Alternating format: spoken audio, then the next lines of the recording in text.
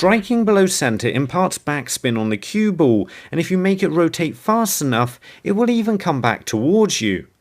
So I'm going to show you how to make the cue ball backspin and how to get the absolute maximum out of this shot. But if you just want the cue ball to backspin, you first need to strike it below center. Because of how smooth it is, this causes it to slide. In fact, it's rare you ever play a shot where the cue ball actually rolls across the table. For example, if you strike the cue ball just above centre, it will still spin forwards, just not quite as fast as it would if it was rolling across the table. Strike slightly lower and it will stop the cue ball spinning completely, and it will stop on impact with the object ball. But the shot we're interested in is striking the cue ball lower still and putting backspin on it and making it spin backwards. So here's what to do if that's not working for you. To start off with, the closer to the edge of the cue ball you're striking, the more of an angle you're striking it at, and you're going to need more grip. So you first need to make sure your tip is covered in an adequate layer of chalk before you can be confident of it gripping the cue ball and making it spin backwards. Secondly, you don't want to be striking down at the cue ball too much to hit it on the bottom. Technically, this doesn't stop you screwing back, but it makes it easier the flatter you can get your cue to the cushion. And you do this by keeping your bridge hand as low as possible. Thirdly, the distance you push your cue through the ball makes a huge difference to how far it comes back. Look at how much faster the lower ball is spinning. Just because I've pushed my cue through a little bit further, it's probably going to end up going about twice the distance. Put simply, more follow through usually equals more backspin. The problem is this always seems counterintuitive, especially on a straight shot like this one, where you're always desperate to try and get your cue out of the way quickly. So it's best to practice screwing back with just off straight shots like this one. Here I can push my cue through as far as I want without any danger of striking the cue ball a second time. And once you can screw back, you'll then have the confidence to push your cue through on a straight shot, leave it there, and know you'll get it out the way. And finally, because the cue ball's going away from you as you strike it, it can feel a little bit soft. So you need to play it firmly and confidently if you want to get any backspin at all on the cue ball. Everybody watching now knows how to make the cue ball spin back towards them. So here's how you make it screw back a lot. And the best way to put more spin on the cue ball is to try and increase the contact time with your tip. And the way this works is the greater amount of time the tip of my cue is in contact with the cue ball, the more it's going to force it to rotate backwards. So if I want to put more backspin on the cue ball, I just need to strike the white for a greater amount of time. So how do you do that? Well, the surprising answer to that is you can't. If I strike the cue ball right in the centre here where this red dot is, then it doesn't matter if I strike it hard or soft. I'm always going to have the same contact time with the cue ball. The contact time will be the same if I smoothly accelerate into the cue ball, so I'm playing more of a push on the shot, or if I quickly jab at it, so I sink it in no time at all, as hopefully my technology is good enough to show here. It just about is. Although I couldn't sync up both of these shots perfectly, you can see in one of these frames both tips are touching the cue ball, and in the next it's just left both tips, suggesting the contact time is identical. But that's only if you strike the cue ball right there in the centre. If you strike it slightly lower, you will increase the contact time. Hit it lower still, you increase the contact time even more. This means the closer you can strike to any edge of the cue ball, the longer it's going to be in contact with your tip. And this is incredibly helpful for two different reasons. The first, obviously, is if you strike the cue ball lower, it's going to make it rotate faster anyway. But it also increases the contact time, meaning striking slightly lower generates a lot more spin.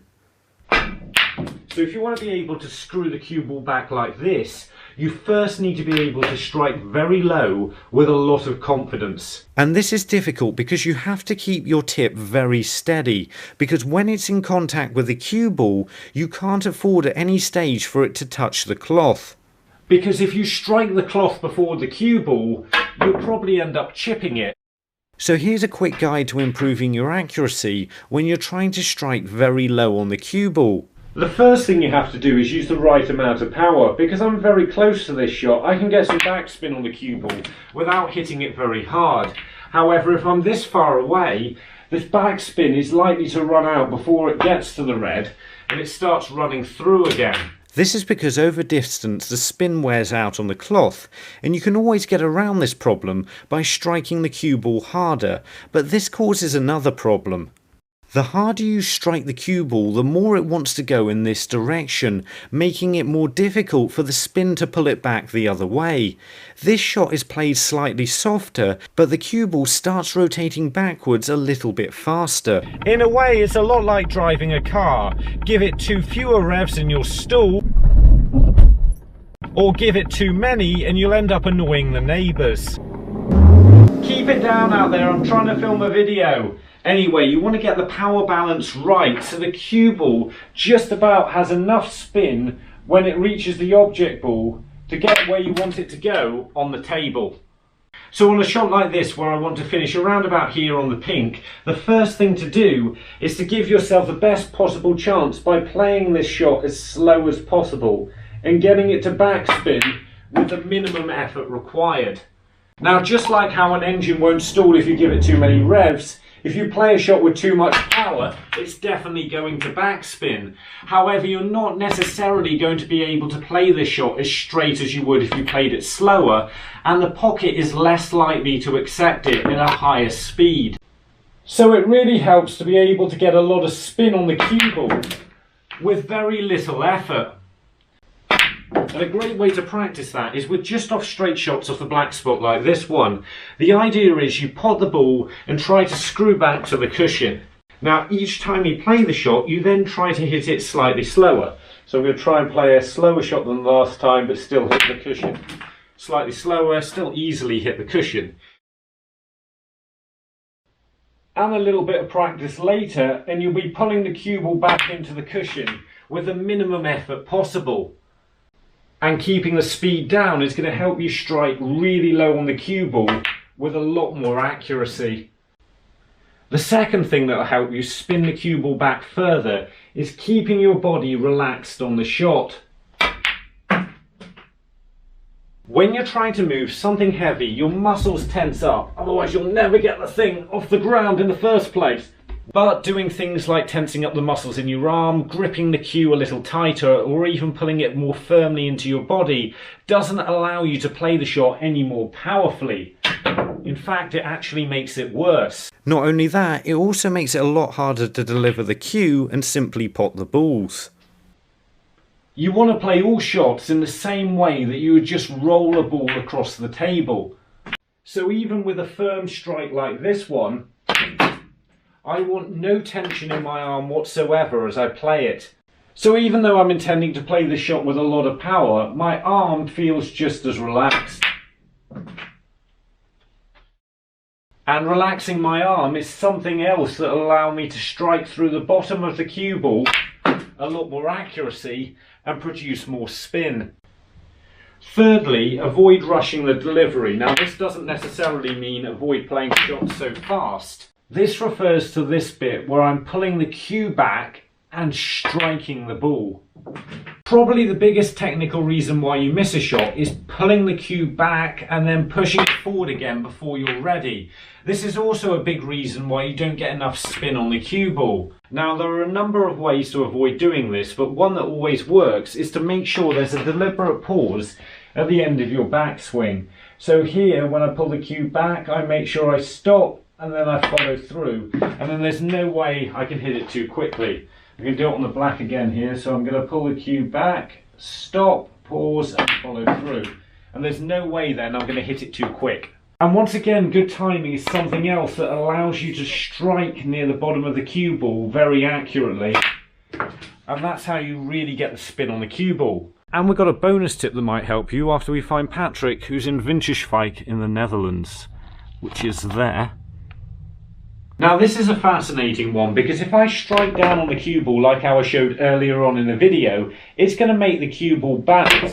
And if it's bouncing, then it's away from the bed of the table and it's not quite spinning back as much as it would be if it stayed flat. So in theory, even though it might have the same amount of spin on it, if I bounce the cue ball, then because it's in the air, it's not going to quite come back as far as if I play a shot where I keep it flat on the bed of the table. But if I bounce the cue ball by the same amount again, when I'm this far away from the object ball, by the time it gets there, it should have stopped bouncing and just come back flat on the table. And because it's not on the table as it approaches the object ball, you don't get the same drag effect we saw earlier, and the spin won't wear off as much, so you might end up actually getting more spin. Or maybe not, it's just a theory. Either way, if you want to know more about playing snooker, like how to play shots with side spin or how to line shots up more accurately, have a look at these two videos. And remember, don't just watch, play, and make the commitment to becoming a better player by subscribing to the channel and visit the website. See you later.